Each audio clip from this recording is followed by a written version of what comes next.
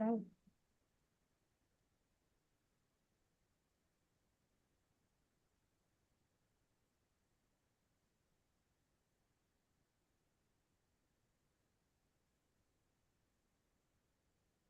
to the TDC Today Show. My name is Sue Roscoff, and a little about this program here, the show. The Disability Channel, or TDC, is out of Toronto, Ontario, Canada, and it's all about showcasing abilities. TDC is committed to providing quality digital media production services, education, and employment programs by and for persons with disabilities and veterans. TDC offers digital media production, video production, post-production, social media, and podcast creation, production, and support.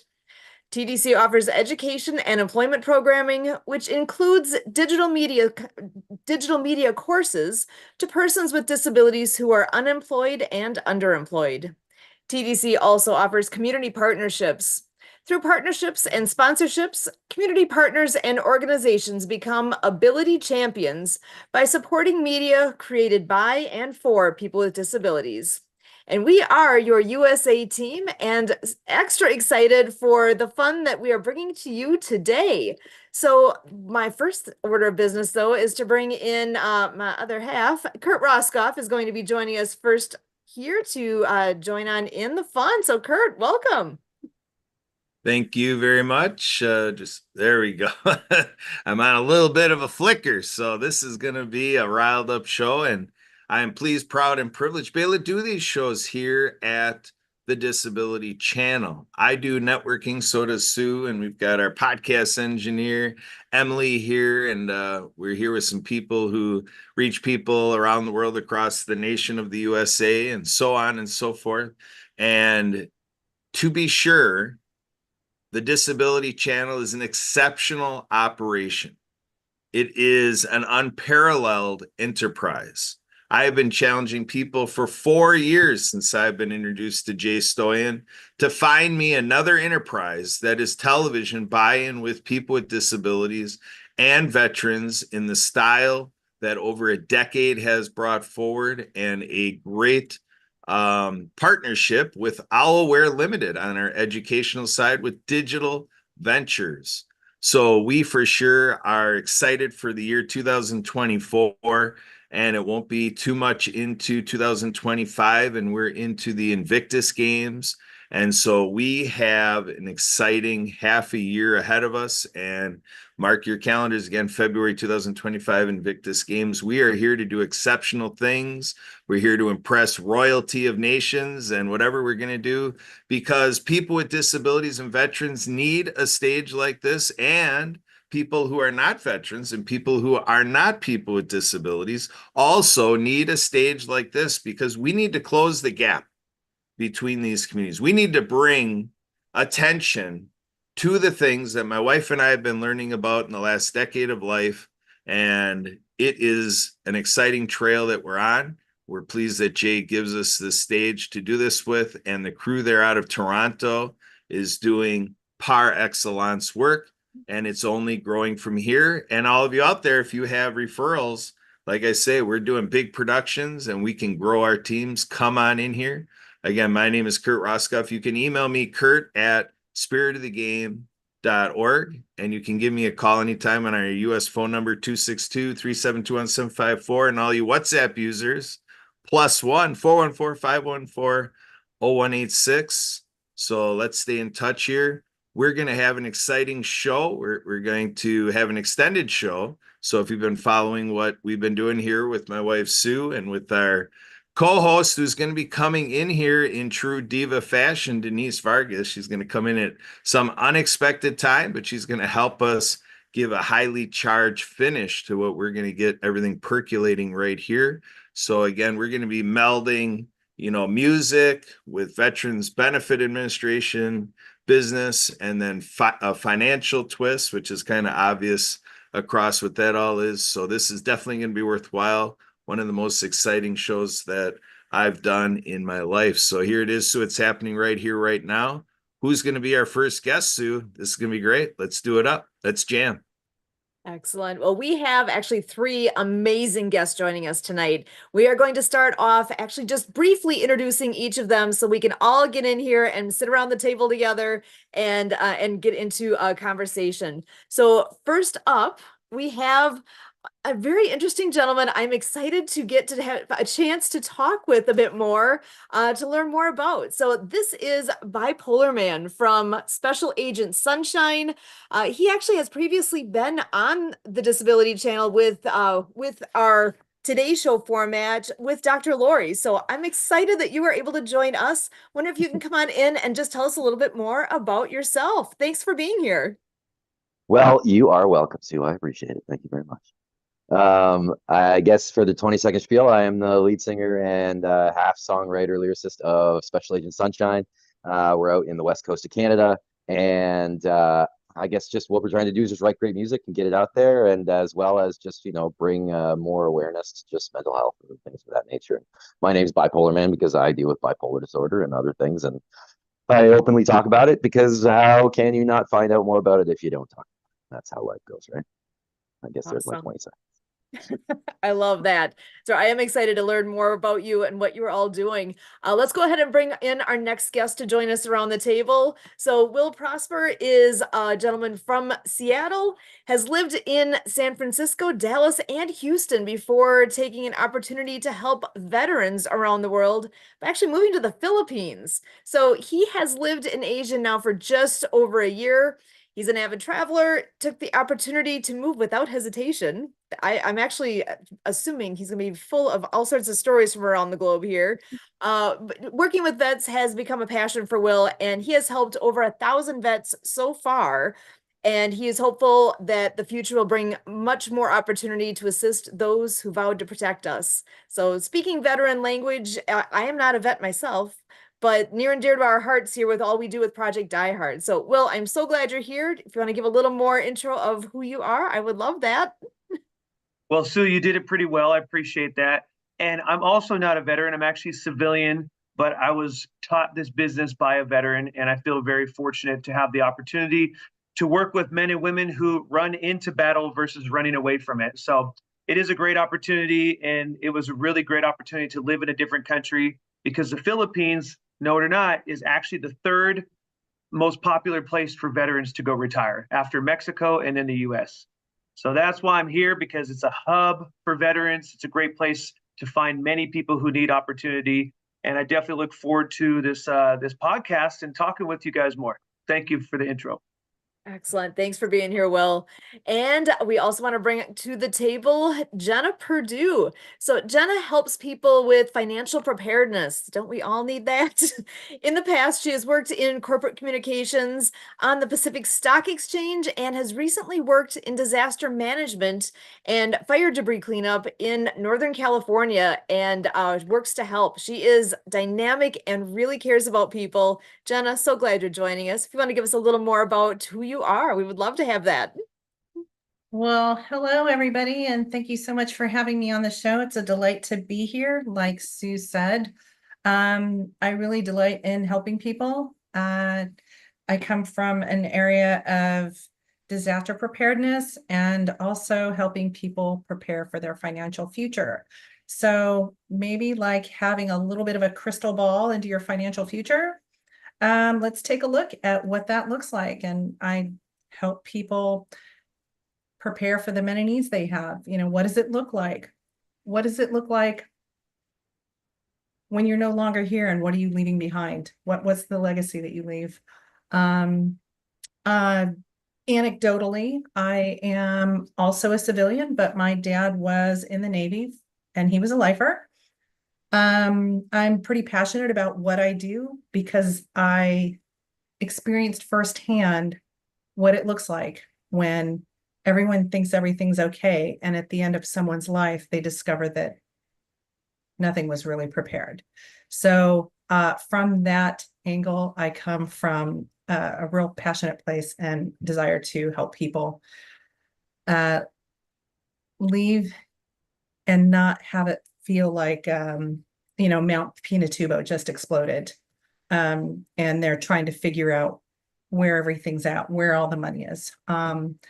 maybe that makes me a little bit OCD about my own situation, but I definitely have those things in place. My kids know where all my money is. They know who to call when the thing happens, and they're only 17 and 23. So that's what I help people with, is just knowing that their world is taken care of when they're no longer in it. So again, thank you. I really appreciate having the opportunity to be here with all of you and learn some more.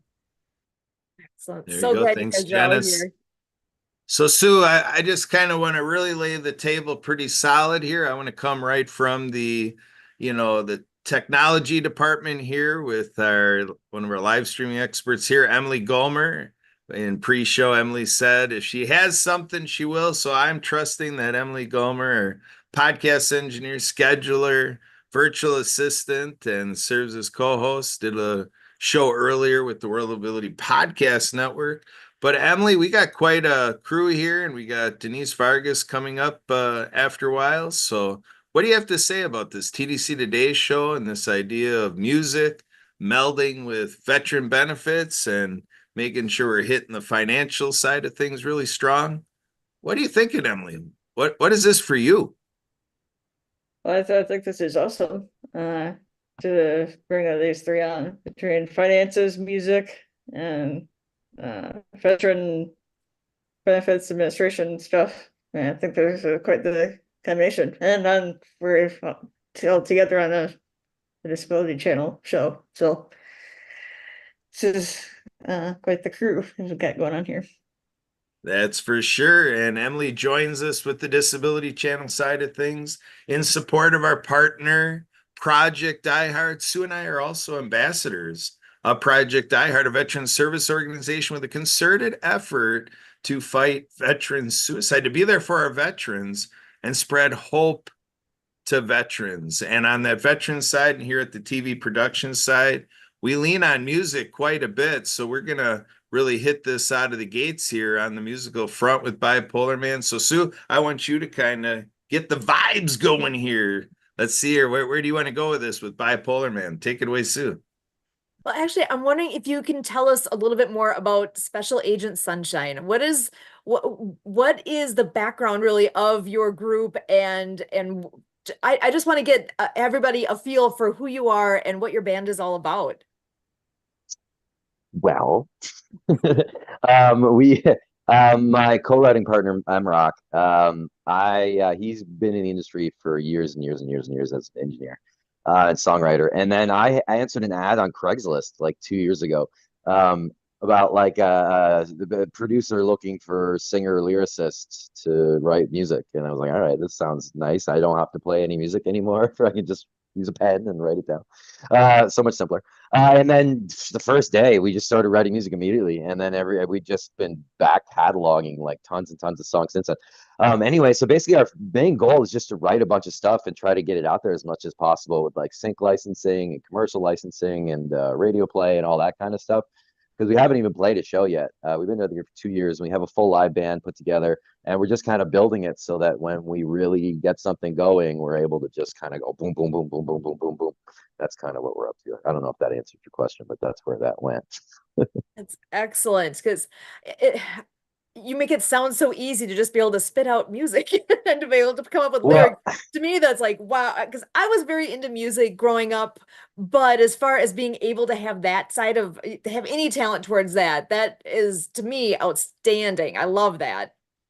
I love when people say that, and I can quantify where that comes from. For me, I know the backstory of the hours and hours and hours and hours. It's like I'm not Michael Jordan, but like when Michael Jordan walked onto a basketball court, he never thought, gee, I might make some shots today. You know what I mean? Like, no, he knows it's going in. You know what I mean? Like, I've just written so much for so long that when I sit down with the purpose and intent to do it and to do something, I know it's going to get 80% where I want the finished product to be. And then I can listen to it and we can sit back and be like, okay, this should be better. This should be better. This should be better. And then you just take it from here to here. So like when you're doing it all the time, it's easy to get to 80% immediately because you're used to being it at that level. And then you just repetition and persistence, you're going to get better at it. It's like everything. It's just like breaking any skill down. It's like when somebody says to me how singing, I'm just not able to be a good singer. You know what I mean? It's like, okay, well, do you think you're able to drive a car, or do you think you're able to play guitar? It's like, yeah, because you can quantify what you would need to practice in order to get there.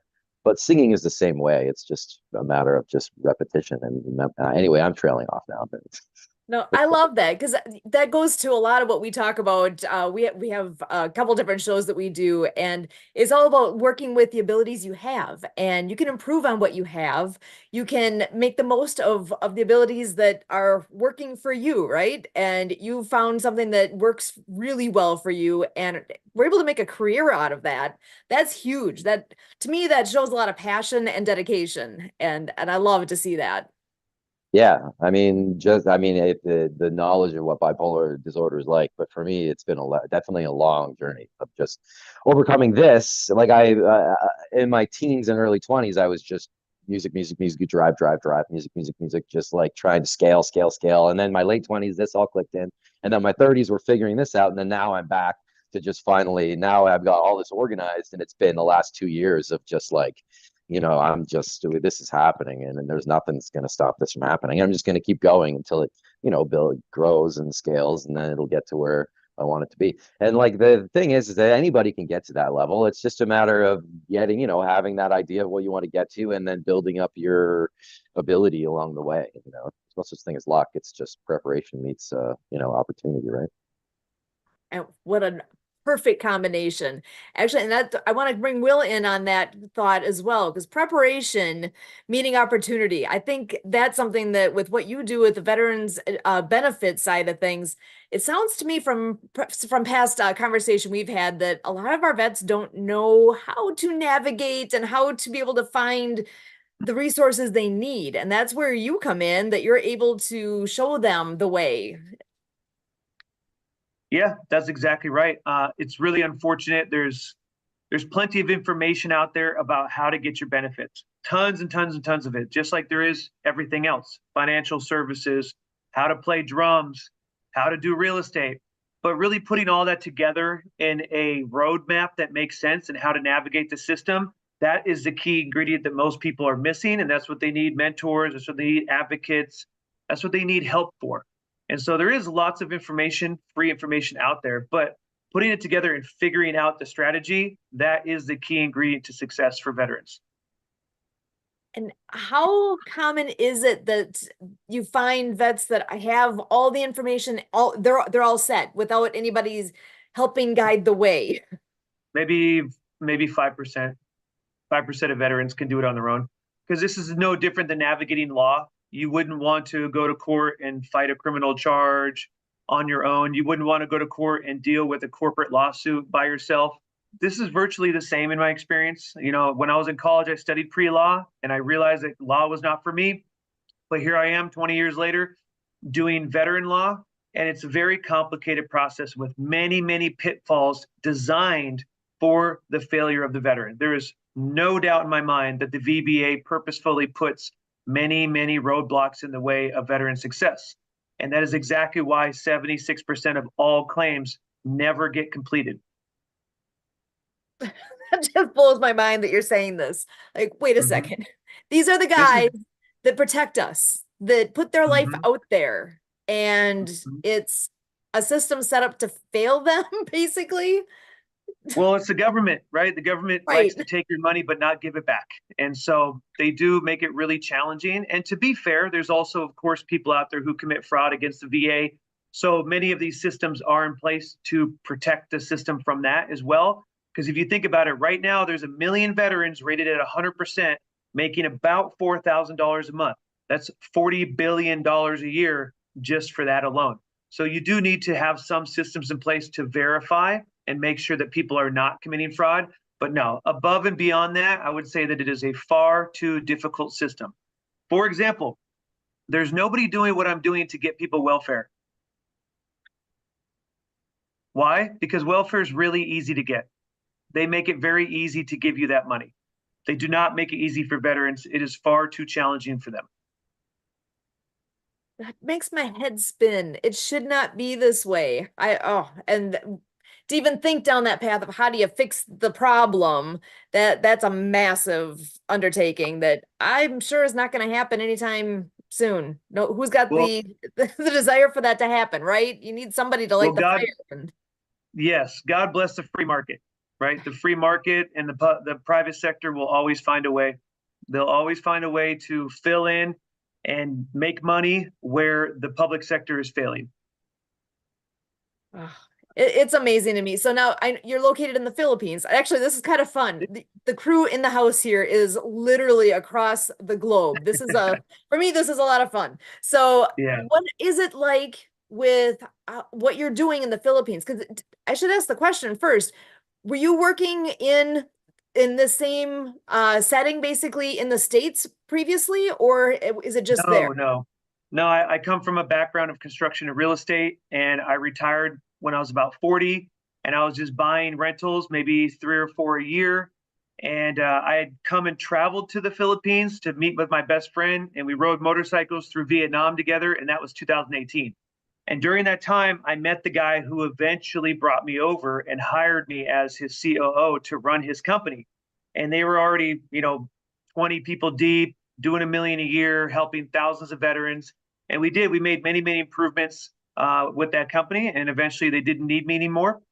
So I left, I stayed in the Philippines, and I started my own business. Awesome. And so this really is, you're not employed then by our government. You're doing this yourself. This is something. Yeah, Do you no, have others working with you on this too? I have one partner, and we're bringing on a new one as well. We do want to scale and help a lot more people, but no, the government will not pay me to do this. The government, in fact, is pretty much against what we do. They call us claim sharks, and they have lots of bad things to say about us because we have a really high success rate. Right now, veterans' choices are very small. They can do it by themselves, which is really, really difficult, or they can go to a local VFW and they can work with a veteran service officer, aka VSO. They are free, but they're overworked, they're overwhelmed, they're undertrained, they don't have the financial incentive. Most of them are veterans who are already retired or on benefits themselves. So maybe they don't have the focus because, unfortunately, one of the major issues with veterans is they get a lot of memory loss. So they're just not really the best people to run a business like this, where it requires a high level of organization and focus. And so, unfortunately, the choices that the government has given veterans are very limited. Can you do this for free? Can you do this on your own? Absolutely, you can. It's just going to be really challenging, like going to court and defending yourself. It's going to be kind of similar to that. If you make mistakes, you lose. If you don't file things on time or file things properly, you have to go back and redo them. And you only get so many opportunities before you're kind of screwed. For example, if you present evidence and you get denied, the only way to appeal that is you could do a one-time higher level review where it goes to a different regional office, or you could do a supplemental where it goes back to the same rater and they look at it again. If you get denied again, the evidence that you submitted is no longer new and relevant. Now you can no longer use it. So how do you create more medical evidence for the exact same issue and then submit a new claim? You have to do it right the first time. You got to know the roadmap. That's amazing. Now, I'm hearing a lot of financial topics here with what you're hitting. I think this would be a great time to bring in Jenna as far as all the financial pieces that she deals with. What do you think of, Jenna, when you're hearing all these pieces? How does that affect you? What are your thoughts? I can resonate with so much of what Will said, unfortunately. It feels like there's always somebody that is the wizard behind the curtain and they don't want you to know the truth. And it really makes my stomach sick. And that's why I do what I do. I mean, it's no one expects to be loyal to something, someone, an organization, a company, a job, a group of people, and then not be taken care of well, or not be regarded well, or not receive proper instruction. So it hurts. It hurts when I hear stuff like that. Because gosh, it's really embarrassing to say so. I used to work with one of the biggest banks in the country in corporate communications. That was what I did right out of college. And I loved it. I love the history. It's a beautiful history. And I think that honestly, these organizations begin from a really humble, loving, helping space. And then the more people that come, the more people you have to manage, it multiplies. Then the responsibilities and the legal issues multiply. And before you know it, it's no longer up to the guy that was the sweetheart that created the company, right? It's up to the shareholders. It's up to everybody else. But they use your name. And the finance industry is really no different. Well, let me back off. I'm going to back off on that. I'm just going to say the banks. The banks are no different, right? So there's a lot out there that the banks don't want you to know. I mean, when was the last time you felt great and excited about opening up your bank statement that tells you in your savings account, in your checking account, they gave you 0.09%. Can you say 0.0 nothing? Nothing. So I remember feeling that a while ago. You get all those massively like glorious, beautiful marketing from some of the banks, and I'm not going to name them. You know who they are because you get them too.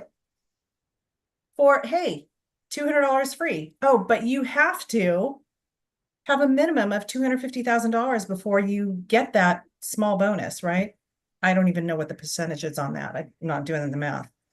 But it's so, and then it doesn't matter if you open with a balance of 5,000 or 5 million, you still get the same $200. So there's a lot that the banks aren't sharing with you. And one of the things that they don't necessarily do is give you a financial education. And that's what I like to do with people. So circling back, I teach the 7 money milestones. And very simply, number one is to help you. Oh boy. Here we go. Super simple. It's financial education.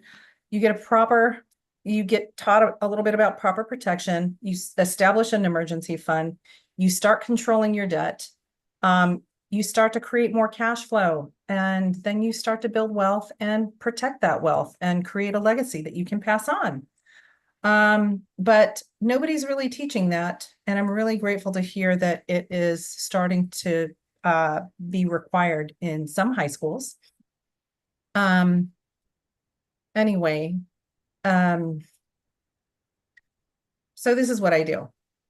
And what ends up happening is people get a proper education. They feel a little bit better, and they start doing things for themselves that they didn't learn in 40 years or 20 years. So I like to get to them sooner rather than later. And sometimes when they're about to retire from a job or about to leave the military is an ideal time, because that's where we start to make decisions that affect the rest of their lives, that affect the rest of our lives. Anyway, I hope I've said something really useful here, because I have so much more to say. I get really irked when I hear that, all the wizards behind the curtain, the banks, the government. And I don't really like to point fingers, because I like to believe that I'm responsible for me. And I really am responsible for me. But if we're not being shared with the proper information, then what do we do to take care of ourselves properly? So anyway, I think I've had enough time. Who is next? There he goes. So I want to hop in here. What we're hearing, folks, is limitations of systems, limitation of our financial systems, limitation of our governmental systems. And then the way I look at it is music comes in to save the day. Musical performances, with the entertainment and the attraction that it can be, is serving a nonprofit and societal need, that when someone falls into these gaps, when you serve in government, you can be on committees where they talk about unmet needs. And then people close to the people in need figure out, how can we do something for the people that we care about? And they call in a band. and they have an event, and then they can get people gathered together that can get charitable. So Bipolar Man, I want to talk to you a little bit. Can you take us to how you connected with Jay Stoyan, how you came into the Disability Channel, and how this charitable, element in the world, and how you come into that? I think every band, feels that, gets those contacts that say we need to do something for our vets or do something for somebody in need, help pay medical bills that aren't getting paid any other way. What's that experience for you? What can you say to all that? Well, I would say first off, I write pop songs. I mean, those other two are interesting, and I'll sit and listen to those two talk for like all day. Whatever. Yeah. Anyway, sorry, I had to say that. You two are great, and I love what you two do over in the other side of the screen when I play.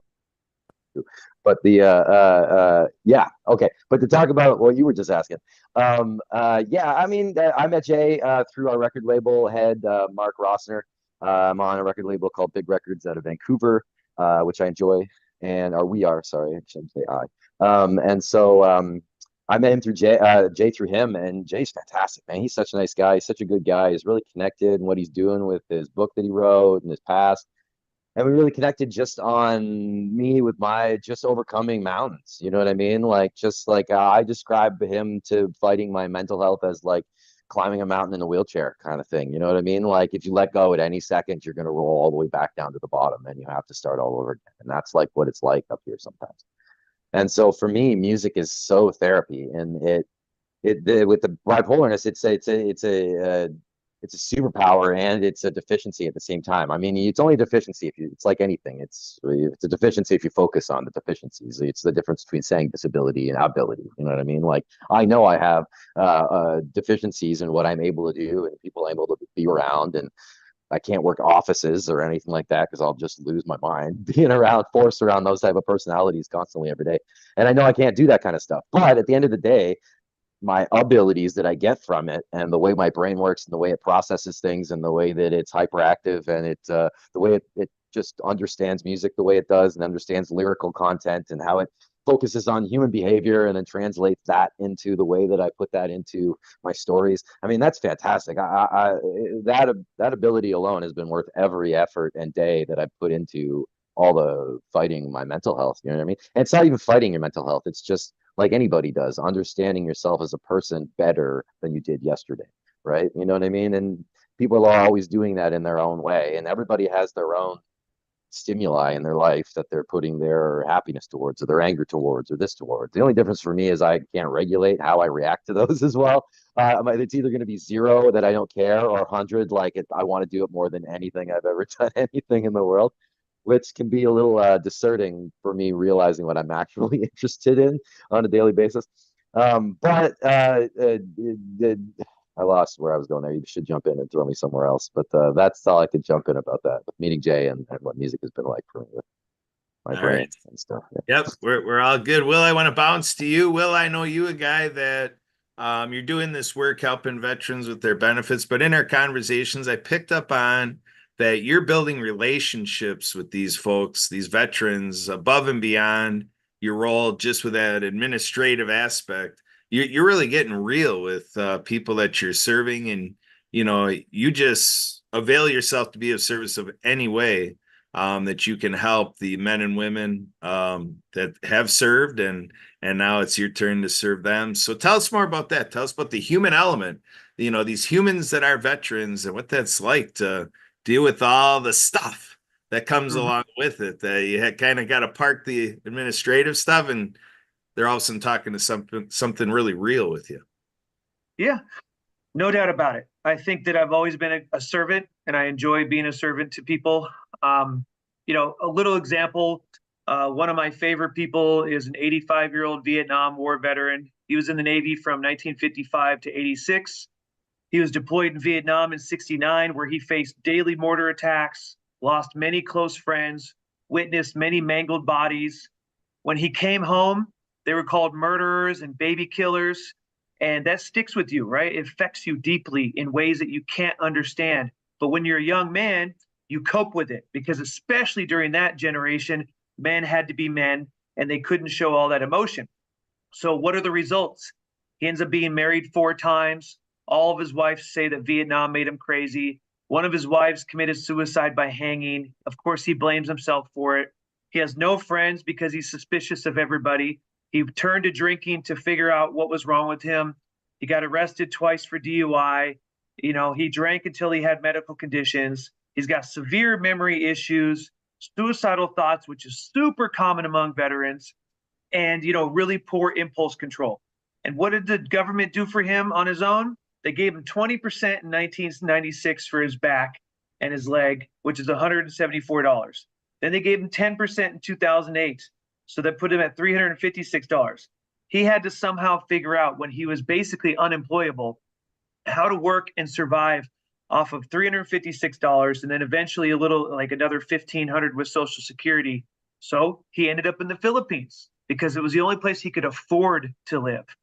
So we come into the picture just like late last year. I think I started work with him in October. We got him to 100%. Now we're working on getting him aid and attendance because he has to have a full-time person taking care of him. So now he's got a livable wage. He's doing good. He can pay for his medical. He was drastically underrated for over 40 years. And so we can't make up for what has happened in the past, but at least the remaining life that he has, and his brothers and sisters lived to 96, so he should do all right. At least he can enjoy life now. So I tell you this because this is a very common scenario among veterans, especially deployed American veterans. Many of them are dealing with PTSD and they don't understand it. So I end up building kind of deeper relationships with these guys because, number one, I have always been attracted to men who are not afraid of tough situations, people who run into the fight versus running away from the fight. That's my personality type. Number two is I just feel like it is part of my duty to have a better understanding of them. And it also has a higher effect on their outcome if I'm able to build a deeper relationship, because then they tell me more things. And when they tell me these things, you know what? Most of the stuff is not even addressable through compensation. Money will not fix them.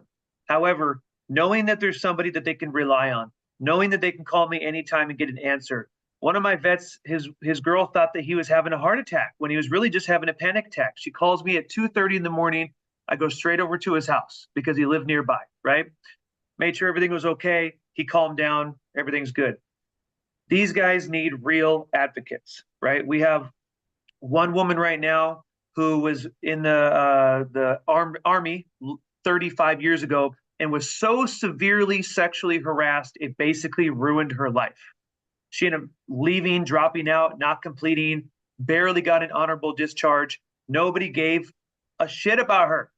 And even the guy that I used to work with said, hey, she's fake. She's not telling the truth. We fought and fought and fought, and we finally got her DD-214. We got her medical records. It was really difficult because it was such an old case. And now we're working on getting her some compensation. How is that going to change her life? Well, number one, she can barely work. So she's struggling financially. She's always, borderline homeless, and that's unacceptable for anybody who put the uniform on. And number two, once we get her any kind of rating, she can now go to the VA and get mental health. She can go see psychiatrists. If she doesn't like the psychiatrist at the VA, some of the vets don't really vibe with them because they're still paid for by the government, then she'll make enough money to go get her own psychiatrist and hopefully make progress in her life and be able to enjoy the rest of her life. She's 56. She still has a long life ahead of her. So if we can spend 5 years and fix and give her a bunch of coping mechanisms and help her understand her programming, maybe she can live the next 30 years, not only living a great life, but also serving other people too. That's the goal of building these types of relationships. There it is, building relationships. So just want to throw in a little announcement here. Our other co-host, Denise Vargas, had told us her plans were to make it on the show. She was going to be late, but obviously she's not making it. So she's obviously has something else to tend to. We look forward to having her back as usual the next show. But with that, what I want to do, we're running to our final minutes here. So we're going to give Jenna a little chance. We heard that we all heard it. Oh, Jenna's got more to say. So this is your chance, Jenna. And then we'll turn it over to Sue to button it up and get us on out of here. But What do you think about that, Jen? I know you are with the company you are because there was probably just that one way you would get into the industry, if I know you correctly, and you found the company that you said, you know what, I think I am going to help people with money and do this, and this company is doing it correctly the way I want to do it, because you're saying there's a real reason behind it. So you're thinking that relationship side, how you affect the real story, the complete picture, and you want to make sure that the expectations of your clients are met. Right, Jen? Yes, yes. How I found the company that I am with now. I have been in the industry in finance for about 30 years off and on. I ran an office on the Pacific Stock Exchange, and I had 100 market makers, 10 stock clerks, an operations manager, a branch manager, and I ran the San Francisco office for a very large company. Lots of money being traded, lots of fun, but not once did anybody ever say, "Hey, Jenna, let's teach you how to make $1 million because you're really sharp." And so, but I wasn't even thinking of it. And I came into finance kind of in the back door through insurance in 2014. And I knew a little bit about life insurance, and I was helping people with their money. I was helping people with all their insurance needs. Fast forward to 2021 when I'm on a fire cleanup job, the big fat fires of 2020 up in the Napa Valley. And one of my girlfriends says, "Hey, Jenna, what are you doing? I want to share something with you." And when she showed me what she showed me, I was really mad because I thought by this time I should know. I should know what it looks like to be, better and more financially prepared. She ripped apart a policy and other finance stuff that I had. And in that was exposed all the fees that were being paid to the company that were never really transparent to me. Okay.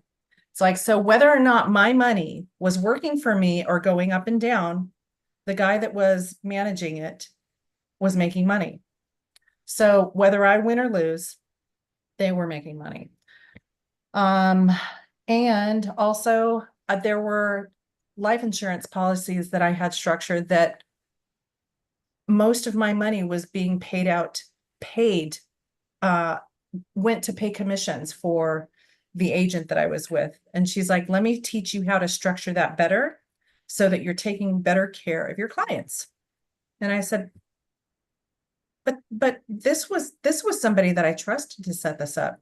She said, "I understand, and I'm not going to make him a bad guy, but let me just show you something better." And when she did that for me, she didn't make my friend the bad guy. She just said, "I want to show you something better." Maybe he didn't know, but this is how we can do it better. And that's when I cashed out there and I went all in to where I'm at and with the company that I'm at today, because literally they taught me more than anything that I've learned at the kitchen table in my own home, with the finance company that I used to help run the office for in San Francisco. I come also, my in-laws are financial advisors, and never once did they even teach me so much as how to balance a checkbook, even though I requested that several times. So I'm really proud of the education that I have now. And do I know everything? Oh, hell no. There's so much to know. There's so much to know. And I'm so excited every time I learn something new, because that means there's somebody in a new situation that I can help. And I'm not going to have an answer for Sue right off the bat, or Kurt right off the bat, or Skywalker right off the bat, or Will right off the bat, because I take that relationship time, get to know you, understand what it is that you're trying to reach and create in your lifetime. And then I have some ideas. And then I think, what's the best thing that I can do in my own capabilities? And I know about ABCD, but is there something better? So I'm always striving to put people in a better place. And that's what I do. Like in disaster management, you find somebody and you figure out how to leave them off in a better place than when you found them, right? anyway, so I think that I love talking with you, but man, I feel like I need to go on a diet in terms of our conversations, because every time you talk about stuff, I'm just mad. But I guess that makes us a really great team of crusaders together. And I look forward to working with you more. Thank you so much, all of you, for having me on the show. So glad to have you guys here. What I hear as I look around the screen here is really the power that a person has to make a difference for somebody else.